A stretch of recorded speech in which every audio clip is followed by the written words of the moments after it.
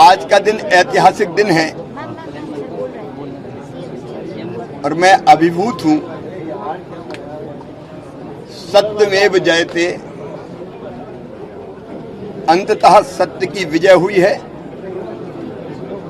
और फिर यह सिद्ध हुआ कि सत्य पराजित नहीं हो सकता। माननीय सर्वोच्च न्यायालय को मैं प्रणाम करता हूं। हमने यही कहा था कि हम चुनाव चाहते हैं, लेकिन ओबीसी आरक्षण के साथ। कांग्रेस ने एक पाप किया था,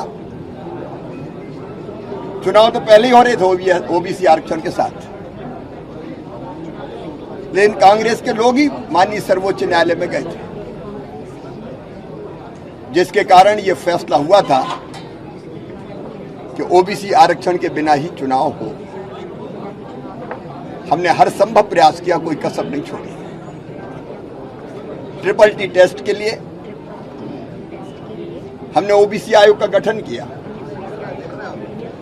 ओबीसी कमीशन ने पूरे प्रदेश का दौरा किया, तथ्य जुटाए, व्यापक सर्वे किया और उन तथ्यों के आधार पर, सर्वे के आधार पर जो रिपोर्ट बनाई, हमने वो रिपोर्ट माननीय सर्वोच्च न्यायालय में प्रस्तुत की। फिर माननीय सर्वोच्च न्यायालय ने निकायवार कहां कैसे सर्वे होगा उसकी रिपोर्ट मांगी। हमने निकायवार भी रिपोर्ट तैयार की और वह रिपोर्ट माननीय सर्वोच्च न्यायालय में प्रस्तुत की। कांग्रेस के लोग खुशियां मनाते रहे कि अब ओबीसी का आरक्षण नहीं होगा, भाजपा को कटघरे में खड़ा करने का मौका मिलेगा। और जब मॉडिफिकेशन के लिए हम सर्वोच्च न्यायालय में गए, तब भी कांग्रेस के मित्रों ने कहा कि नहीं, अब हो थोड़ी सकता है। वो प्रसन्नता मना रहे थे, आरक्षण की चिंता नहीं थी, भाजपा को कटघरे में खड़ा कर लिया। लेकिन आज मुझे कहते हुए संतोष है कि माननीय सर्वोच्च न्यायालय ने ओबीसी आरक्षण के साथ चुनाव कराने का फैसला दिया है। हम फैसले का स्वागत करते हैं।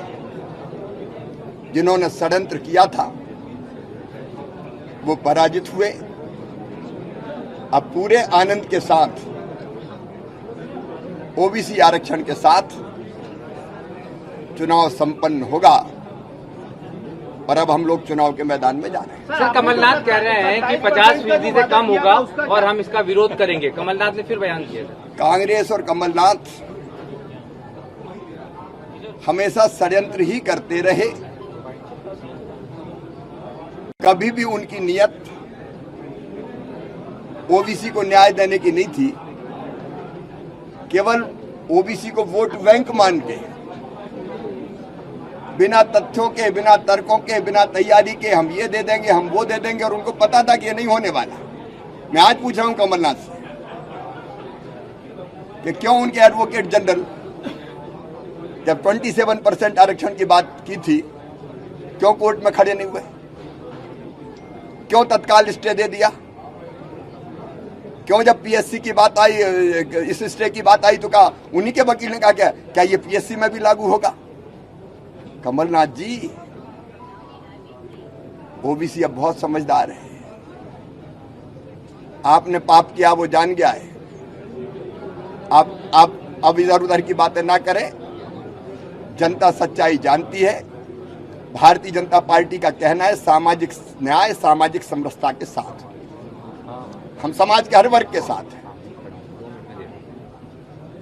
और इसलिए हम ओबीसी के भी साथ हैं।